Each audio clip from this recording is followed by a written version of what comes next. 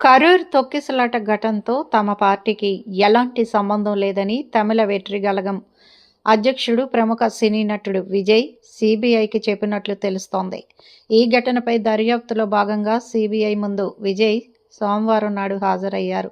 సుమారు 6 గంటల సేపు విచారణ సాగింది. పొంగల్ తర్వాత మరోసారి విజయ్ను సిబిఐ ప్రశ్నించే అవకాశం ఉంది. తొక్కిసలాటలో ఘటనతో టీవీకేకు సంబంధం లేదని, పరిస్థితి చేయి దాటకూడదనే ఉద్దేశంతోనే తాను అక్కడి నుంచి వెళ్లిపోయానని విచారణలో సిబిఐకి విజయ్ చెప్పినట్లు సంబంధిత వర్గాలు తెలిపాయి. పార్టీ కార్యకర్తలు సైతం ఇంతకు ముందు సిబిఐ ప్రశ్నించినప్పుడు ఇదే సమాధానం ఇచ్చారు.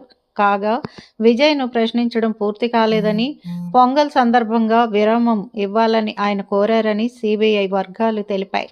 అందువల్ల మంగళవారం విచారణ లేదని, పండుగ తర్వాత మరోసారి విచారణకు రావాల్సిందిగా పిలిచే అవకాశం ఉందని పేర్కొన్నాయి. టీవీకే ర్యాలీ సందర్భంగా గత ఏడాది సెప్టెంబర్ 27న కరూర్లో తొక్కిసలాట జరిగి 41 మంది ప్రాణాలు కోల్పోగా పలువురు గాయపడిన సంగతి తెలిసిందే. ఈ ఘటన తీవ్రత దృష్ట్యా ఈ కేసు దర్యాప్తును సిబిఐకి అప్పగించారు.